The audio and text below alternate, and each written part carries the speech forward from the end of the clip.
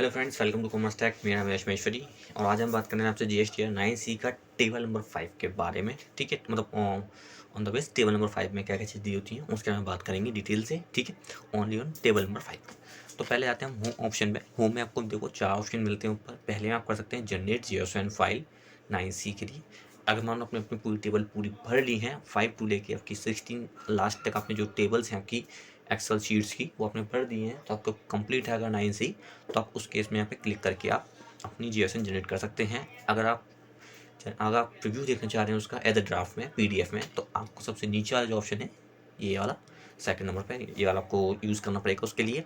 ठीक है, अगर आप कहीं अपने जो जीएसएन फाइल में एरर आ रहा उसे देखना चाह रहे हैं कहीं पे एरर वाली चीज़ को, तो आपको यहाँ पे ये लास्ट ये थर्ड नंबर पे जो आपको ये वाला यहाँ पे इसमें आपको देखना पड़ेगा। इसमें लिखा है ओपन जीएसटी 9C, एरर आ रहा है कोई फाइल में आपकी, वो एरर चेक करना है तो आप यहाँ से चेक कर सकते हैं। ठीक है, देन उससे जो सबसे लास्ट वाला ऊपर वाला जो है मेरे हिसाब से वो open GST 9C GSN file download from GST portal.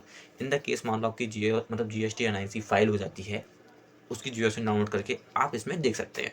तो 4 ऑप्शन दिए हैं, चारों के आपको बता दिए हैं। आप कैसे बताता हूँ पहले मैं। पहला ऑप्शन, जो आपने अपनी जीएसटी 9C फाइल कर ली हो उसे चेक करनी हो तो वो जीएसएन में डाउनलोड होकर आप यहाँ पे चेक कर सकते हैं। ठीक है, वो यहाँ से डाउनलोड करके, मतलब वो पोर्टल से डाउनलोड करके जीएसएन और यहाँ पे अपलोड करके। दूसरे नंबर का ऑप्शन यहाँ पे आपका आता है ये कि अगर आपकी 9C कंप्लीट है पूरी तरह से एक्सेल फाइल में, तो आप यहाँ से उसे जनरेट कर सकते हैं जीएसएन को एंड देन अपलोड कर सकते हैं। उसके बाद अगर आपकी जनरेट करके लगाते हैं आप उसमें 9C में पोर्टल पे, कोई एरर आता है वो एरर आपको पता करना है, तो आप यहाँ पे वो जीएसएन डाउनलोड करके वहाँ से इसमें अपलोड कर सकते हैं। तो आपसे यहाँ पे जो एरर वगैरह होंगे उस समय को आप यहाँ पे बेसिकली यहाँ पे पूरी तरह से विजिबल हो जाएंगे। ठीक है, देन लास्ट वाला, अगर आपको अपनी जीएसटी 9C भर चुकी है, आपको प्रीव्यू चेक करना है एज अ पीडीएफ में, तो वो आपको यहाँ पे इस पर क्लिक करना पड़ेगा। ठीक है, तो इसमें आपको देखिए हर एक ऑप्शन बता रखा है और इसमें देखो डिटेल से यहाँ पे ये चीज़ दे भी रखी है। उसके बाद यहाँ पे आता है आपका ये जीएसटी नंबर को फिल करना होता है, जो आपका जिसके आप 9C फाइल करने जा रहे होते हैं उसका आपको यहाँ पे जीएसटी नंबर फिल करना होता है। देन किस फाइनेंशियल ईयर के लिए आपने अपनी जो 9C फाइल कर रहे हैं वो यहाँ पे आपको सेट कर लीजिए। ठीक है, बेसिकली इस समय 23-24 की है तो 23-24 का ही रहेगा, जिसकी लास्ट डेट आप 31 तारीख है, आई मीन 2 दिन बाद। उसका आपका था लीगल नेम, मतलब कि जिसकी आप 9C फाइल कर रहे हैं उसका लीगल नेम क्या है, उसका ट्रेड नेम क्या है। अगर मान लो पार्टनरशिप फर्म है, कंपनी है, तो सेम लीगल नेम और सेम ट्रेड नेम होता है। इन द केस नहीं है तो उसमें आपको क्या करना पड़ता है, लीगल नेम अलग होता है, इसमें as a owner name, proprietorship में जैसे जो आपका प्रोप्राइटर नंबर नेम होता है वो, एंड देन ट्रेड नेम है जिस स्टेट से आप बिजनेस कर रहे हैं, जिस नाम से आप बिजनेस कर रहे हैं वो नाम। ठीक है, तो आपको मैंने इसे हेड कर बता दिया डिटेल वाइज यहाँ पे पार्ट ए के बारे में। अब चलते हैं आगे की ओर। अगर आप ये चीज़ फिल कर लेते हैं आसानी से, आपको जाना है प्रोसीड टू फाइल वाले ऑप्शन पे आगे। इन द केस आपने अगर ये चीज़ फिल नहीं करी है तो आपको वो कहेगा आपसे फिल करने के लिए। जैसे मैं डाल देता हूँ यहाँ पे CO9 ABCDE, एक मिनट कैपिटल लॉक में। ठीक है, ABCDE 1 2 3 4 5 P1 that U and then next. अब देखिए ऑटोमेटिकली यहाँ से वो चीज़ हट गई, क्यों? क्योंकि अगर मैं कोई चीज़ फीड नहीं करता हूँ जो मैंडेटरी है, तो ऑटोमेटिकली कह देगा भाई मुझसे आपने ये चीज़ फाइल नहीं करी और ये मैंडेटरी है, तो आपको इसे फिल करना पड़ेगा। ठीक है, अगर मैंने फिल कर दिया, अब यहाँ से जैसे ही मैं इसे प्रोसीड पे क्लिक करूँगा आगे, तो आपको मुझे ले जाएगा टेबल नंबर 5 पे। मेनली हम इसी टेबल नंबर 5 के बारे में बात करने वाले हैं। तो देखिए पहला लिखा है इसमें turnover including export as per audited financial statement for the state and union territory for multi GST units under the same pen. The turnover shall be as we derived from the audited annual financial statement.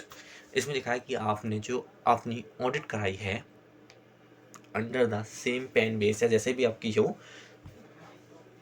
तो उसका आपको यहाँ पे as a turnover यहाँ पे आपको declare करना है, चाहे वो इंक्लूडिंग एक्सपोर्ट मिला के। ठीक है, टर्नओवर कौन सा लिखना है आपको, इंक्लूडिंग एक्सपोर्ट वाला भी मिला कर। ठीक है, वो आपको यहाँ पे मेंशन करना है बेसिकली। ठीक है, वो मेंशन करना है।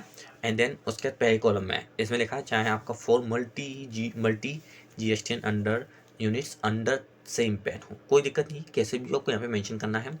एंड उसका अगला करना है unbilled revenue at the beginning of the financial year. मतलब मान लो किसी फाइनेंशियल ईयर के प्रारंभ में या उस फाइनेंशियल ईयर में आपके पास कोई अनबिल्ड रिवेन्यू है, तो वो चीज़ आपको यहाँ पे मेंशन करनी है दूसरे कॉलम में यहाँ पे। ठीक है, यहाँ पे जैसे मैंने 0 डाल दिया यहाँ पे। ठीक है, ओके। देन 5 नंबर के 5 टेबल नंबर 5 के तीसरे कॉलम में unadjusted advance at the end of the financial year. ऐसे एडवांसेस आए हों आपके पास end of the financial year में जो अनएडजस्टेड हों, तो वो आपको यहाँ पे मेंशन करने होंगे, ठीक है। Then deem supply under schedule 1, ऐसी कोई डीम सप्लाई की हो आपने शेड्यूल 1 के अंदर, तो वो आपको यहाँ पे लेनी होंगी, मतलब फर्स्ट शेड्यूल फर्स्ट के अंदर, ठीक है। क्रेडिट नोट इशू की हो आपने after the end of the financial year but reflected in the annual return, ऐसे क्रेडिट नोट्स जो आपने इशू किए हों किसके बाद, eight the end of the financial year के बाद आपने शो कराए हों, ठीक है, तो वो आपको यहाँ पे मेंशन कराने हैं, मगर आप उसको जिसको आपने रिफर किया हो किसमें, एनुअल रिटर्न में, मतलब आपने अपनी जीएसटी या 9 में शो कराया वो क्रेडिट नोट, तो वो आपको यहाँ पे मेंशन करने हैं, ठीक है, चाहे वो ईयर निकल गई हो उसके बाद भी। यहाँ पे कह रहा है credit note issued after the end of the financial year, निकलने के बाद, ठीक है, आफ्टर मतलब बाद, बिफोर मतलब पहले। Trade discount accounted, trade discounts accounted for in the audited financial year statement but are not permissible under GST। ऐसे ट्रेड डिस्काउंट जो अकाउंटेड किए गए हों एज अ ऑडिट में, फाइनेंशियल में, ऑडिट एनुअल फाइनेंशियल स्टेटमेंट में, बट जिनका permissible नहीं हो किसमें, अंडर द जीएसटी, तो वो भी आपको यहाँ मेंशन करने हैं, ठीक है। And then turnover from April 2017 से जून 2017 तक, ये ऑप्शन इसलिए वैलिड है इस समय इसमें क्योंकि ये जो था आपका जो 9C की जो एक्सेल शीट बनी है वो 17-18 के आसपास बनी है, तो इसलिए वहाँ पे लिया गया है, ठीक है, क्योंकि वो जुलाई में आपका जीएसटी लग गया था, तो जुलाई से मार्च तक का वो रहा था, तो हमें ये तो कुछ करना ही नहीं है, ऑटोमेटिकली ये सेल आपका बन रहा था, मतलब ब्लॉक आता है। देन नेक्स्ट आपका आता है unbilled revenue eight the end of the financial year, ऐसा अनबिल्ड रेवेन्यू जो and of the financial year आया हो वो आपको यहाँ पे लिखना है, ठीक है। अगर बिगनिंग शुरुआत में आया तो ऊपर है, एंड में आया तो वो यहाँ पे आपको एडजस्ट करना है, ठीक है। ऐसी unadjusted advances as a beginning in the year, कोई ऐसा बिगनिंग नहीं था, मतलब ईयर के प्रारंभ में फाइनेंशियल में आया हो वो, तो आपको लिखना है, ठीक है, वो आपको यहाँ पे आ जाएगा। एंड देन क्रेडिट नोट ऐसे आपने इशू किए हो accounted as the audited financial statement but not permissible are not the, किसमें हो, किसमें ना हो, जीएसटी में ना हो, तो वो वाले, ठीक है। एडजस्टमेंट किया हो on the supply of the goods में, जिसमें सेज वगैरह हो, तो यहाँ पर आपको मेंशन करना है कि अपनी जो भी है, ठीक है। एंड देन उसके बाद आपको जो भी और आपका अगला है turnover for the period under the composition scheme, अगर मान लो आपका टर्नओवर कंपोजिशन स्कीम के अंदर है तो आपको यहाँ मेंशन करना पड़ेगा, ठीक है। First of all then next adjustment करते हैं टर्नओवर की अंडर सेक्शन 5 के अंदर, तो वो यहाँ मेंशन करनी पड़ेगी।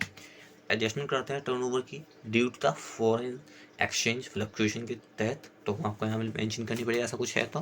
अगर एडजस्टमेंट करते हैं turnover due to reason not listed above, इनमें से कोई भी नहीं है और एडजस्टमेंट हुई है टर्नओवर बेस में, तो आपको यहाँ पे वो यहाँ पे मेंशन करनी पड़ेगी, ठीक है। अब देखो यहाँ पे उन्हीं सब का यहाँ पे प्लस माइनस यहाँ पे दे रखा है, तो वो ऑटोमेटिकली यहाँ पे आना चाहिए।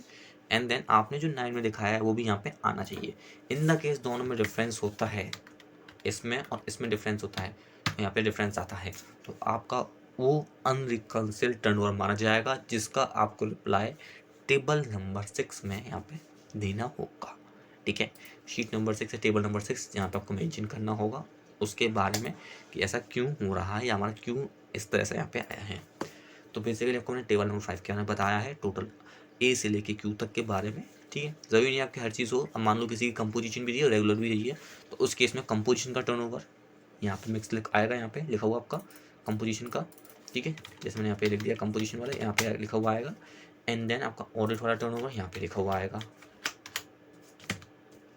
ऑडिट वाला टर्नओवर आपका यहाँ पे लिखा हुआ आएगा, ठीक है। और बाकी का जो बचा कुचा टर्नओवर जो होगा वो आपका वहाँ पे मेंशन करा दिया जाएगा नीचे, ठीक है। तो ये आपका हो गया टेबल नंबर 5। मिलते हैं नेक्स्ट वीडियो में टेबल नंबर 7 के